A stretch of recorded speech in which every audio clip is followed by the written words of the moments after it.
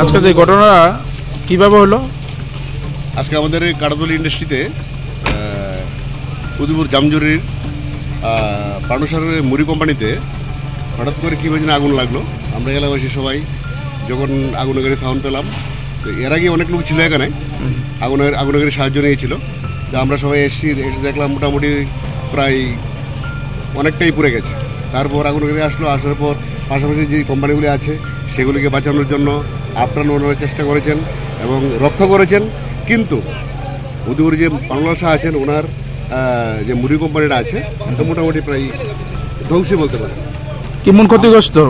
মানে প্রচুর প্রচুর। হ্যাঁ, এখন কি পরিস্থিতি আছে এখানে? পরিস্থিতি তো ভয়াবহ পরিস্থিতি। এলাকাবাসী সব জড়ো হয়েছেন, আর কত থেকে এসছেন, ফায়ার সার্ভিস থেকে এসছেন, সবাই অক্লান্ত পরিশ্রম করছেন। আমরা সহযোগিতা করছি, হ্যাঁ, কীভাবে রক্ষা করা যায় আমরা চেষ্টা করছি। মোটামুটি এখন অনেকটা মানে সংযত একটা রক্ষার পরিবেশে এসছে।